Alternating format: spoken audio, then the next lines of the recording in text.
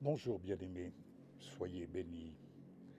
Je viens vers vous et je viens pour vous partager de quoi vous édifier dans votre foi, de quoi vous aider à marcher en ayant la bonne vision de votre vie en Jésus, en ayant la bonne vision de ce que demain sera pour vous, et ce que demain sera pour vous sera ce que vous sèmerez aujourd'hui, car chacun récolte ce qu'il sème. Donc, efforçons-nous de semer de bonnes nouvelles dans notre champ, celui de notre cœur. Et pour vous y aider, le cas échéant, eh bien, je vais parcourir, je vais aller glaner dans le champ de la parole. Oui, ce champ merveilleux qui nous donne vraiment de quoi alimenter notre vie, notre être spirituel, et je dirais esprit, âme et corps. Au psaume 34, je lis: J'ai cherché l'Éternel, et il m'a répondu. Il m'a délivré de toutes mes frayeurs. Ces frayeurs qui sont là, causées dans ce monde dans lequel nous cheminons, que nous traversons comme des voyageurs, comme des pèlerins. Et dans ce champ que représente ce monde, eh bien, Dieu nous fait grâce d'être porteurs en Jésus-Christ, porteurs de son message, porteurs de son flambeau. À l'heure des Jeux olympiques, eh bien, pour nous, chrétiens, nous sommes porteurs du flambeau de Jésus-Christ et Jésus-Christ glorifié. Quand on tourne vers lui les regards, on est rayonnant de joie, parce que notre espérance n'est pas vaine. D'ailleurs, notre visage ne se couvre pas de honte. Quand un malheureux crie, l'Éternel entend. Il entend. Il entend le cri de celui-là qui est en captivité, qui est dans sa prison. Il entend le cri de celui-là qui est sur son lit d'hôpital. Il entend le cri de celui-là qui est dans un EHPAD, qui est dans une maison de retraite, qui est isolé, seul. Je pense à ceux-là. Je pense à ceux-là qui sont dans la rue, abandonnés. Que se passe-t-il dans leur cœur? N'y a-t-il pas cette prière qui s'élève du secret de leur cœur pendant que le regard des uns et des autres porte un regard de jugement? Oui, quand un malheureux crie, l'Éternel entend. Et il le sauve de toutes ses détresses. Comment le sauvera-t-il de toutes ses détresses? Eh bien, en envoyant un de ses messagers. Et tel que ce messager que je représente aujourd'hui, en cet instant présent, comme vous le représentez vous-même, eh bien, je partage cette bonne nouvelle avec l'espérance qu'elle sera reçue dans de nombreux cœurs, qu'elle sera partagée dans de nombreux cœurs. L'ange de l'Éternel campe autour de ceux qui le craignent et il les arrache au danger. Combien de fois, dans mes déplacements, ai-je remarqué combien de fois le Seigneur nous a arrachés, nous a détournés sur la route de bien des dangers. Oui, quelle grâce! Et nous pouvons dire avec assurance, rien ne manque à ceux qui le craignent, c'est-à-dire à ceux qui respectent son nom, à ceux qui honorent sa parole, à ceux qui honorent l'œuvre de sa justice. car ceux qui cherchent l'Éternel ne sont privés d'aucun bien. Quel est l'homme qui aime la vie, qui désire la prolonger pour jouir du bonheur? Oh, quel conseil merveilleux, qu'il préserve sa langue du mal, tout simplement, et s'élève des paroles trompeuses, et que cet homme s'éloigne du mal et fasse le bien, qu'il recherche et poursuive la paix, car les yeux de l'Éternel sont sur les justes, et ses oreilles sont attentives à leurs cris. Alléluia. Dans le psaume 36, je peux encore lire ceci. Car auprès de toi est la source de la vie, et par ta lumière, nous voyons la lumière. Jésus est la lumière du monde. Jésus est la parole est notre lumière. Elle éclaire notre cœur, elle éclaire notre vision de la vie, cette vie que nous avons à vivre en Jésus-Christ. Alléluia, c'est lui notre avenir. Alléluia. Qu'il est bon de glaner dans sa parole. Qu'il est bon de glaner. Et je vais encore lire. Heureux l'homme qui place en l'Éternel sa confiance et qui ne se tourne pas vers les hautains et les menteurs. Alors, bien-aimés, puis-je vous dire, comme le Seigneur me le dit à moi-même, vaillant guerrier, ceins ton épée, ta parure et ta gloire.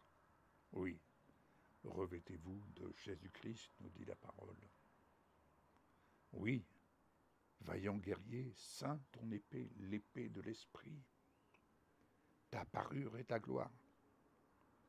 Ton Dieu t'a oint d'une huile de joie, par privilège sur tes collègues.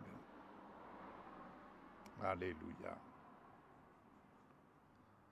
Béni soit notre Père, béni soit notre Seigneur Jésus-Christ. Je continue de glaner. Au chapitre 50, je peux lire ceci. Il vient, notre Dieu, il ne reste pas en silence. Devant lui est un feu dévorant. Et il nous dit ceci, rassemblez-moi, mes fidèles, qui ont fait alliance avec moi par le sacrifice de Jésus. Oui, le sacrifice de Jésus rassemble ses fidèles dans la grande assemblée qui demeure dans la salle du trône. Alléluia. Béni sois-tu, Seigneur. Oh, ma prière, cette prière que vous pouvez exprimer au Dieu, au chapitre 51. Ô Dieu, renouvelle en moi un esprit bien disposé. Ne me retire pas ton Esprit Saint.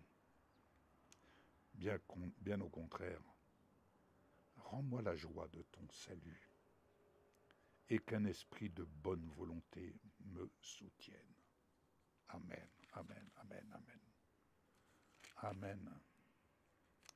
Et je peux dire avec assurance, comme il est dit dans le psaume 60, avec Dieu, je ferai des exploits. Avec Dieu, j'écraserai mes ennemis. Qui sont mes ennemis? Ce ne sont pas les gens.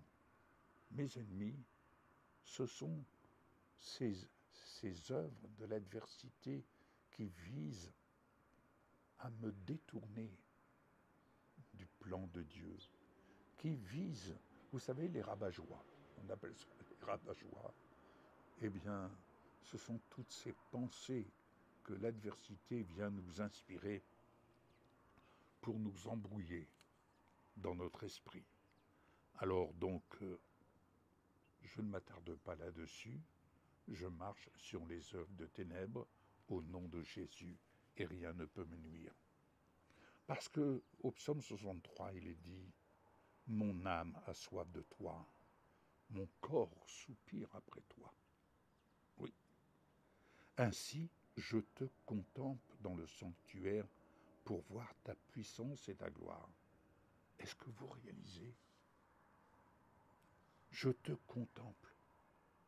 Mais je contemple qui? Mais je suis invité à contempler Jésus-Christ ressuscité, corps glorifié. Et c'est en lui que je suis désormais revêtu de Jésus-Christ. C'est en lui que je suis destiné à vivre jusqu'à paraître avec lui semblable à son image. C'est dire que la nature glorieuse de Jésus-Christ vise à me transformer esprit, âme et corps. Je répète, puisque mon corps soupire, mon corps, tout mon être soupire. Et ainsi, je te contemple dans le sanctuaire pour voir ta puissance et ta gloire. Parce que ta bonté vaut mieux que la vie, et mes lèvres célèbrent tes louanges. Oh, je te bénirai donc toute ma vie, et j'élèverai mes mains en ton nom. Mon âme sera rassasiée comme de maigres et succulents, et avec des cris de joie sur les lèvres, ma bouche te célébrera.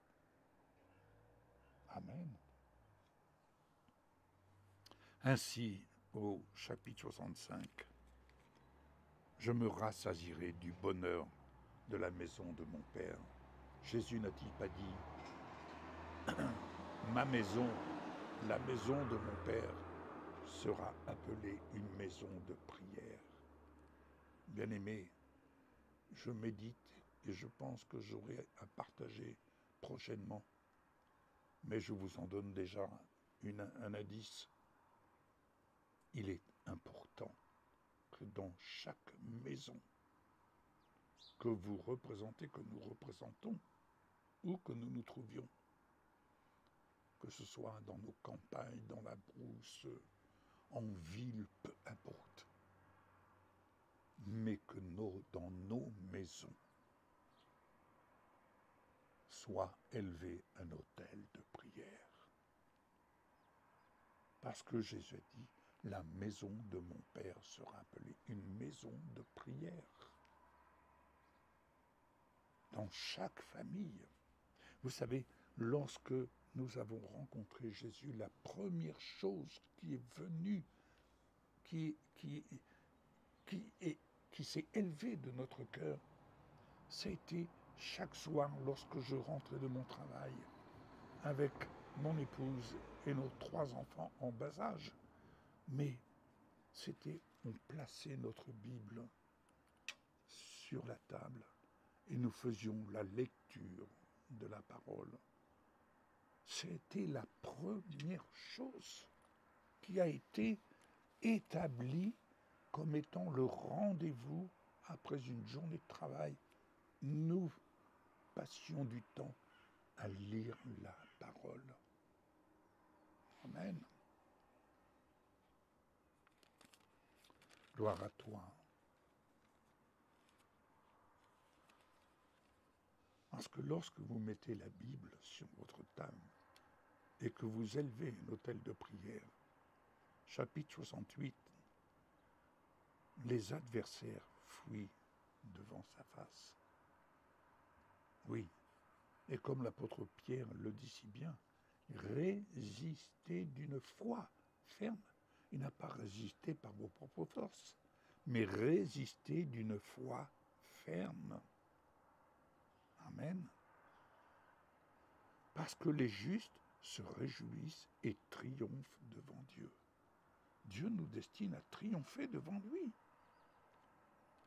Dieu te destine à triompher devant lui. Mais comment peux-tu triompher si tu es centré sur tes propres faiblesses et autres? La force, elle vient de Dieu. Dieu nous a tirés de là où nous étions, du séjour des morts, pour nous donner son abondance. L'abondance de vie, ainsi rien ne manque à ses enfants. C'est ça la vision de la vie en Jésus. C'est l'abondance de sa vie selon la forme de nos besoins. C'est pas le fait de chercher, comme certains le font, à vouloir s'enrichir et autres. Non, c'est chercher à vivre ce que le Seigneur nous fait grâce de vivre, mais être assuré qu'il nous donne l'abondance de sa vie. Il ne nous fait pas vivre dans un mode de restriction, comme certains croyants vivent, alors que le Seigneur nous dit, mais regarde, dans la maison de mon Père, il y a l'abondance. Alléluia. Au chapitre 68 toujours, ton Dieu ordonne que tu sois puissant. Oui, il ordonne que tu sois puissant, de telle sorte que tu triomphes devant lui. Amen. Je vais bientôt conclure. Je conclurai par cette parole. Seigneur, au chapitre 71, tu es mon puissant refuge. Que ma bouche soit remplie de tes louanges et que chaque jour elle te glorifie. Amen. Alléluia. Ainsi, je dirai tes œuvres puissantes et je rappellerai ta justice, la tienne seule. Oui. Et j'annoncerai tes merveilles. C'est pourquoi chaque jour je prends plaisir à partager les merveilles de Dieu et d'annoncer la force à la génération présente.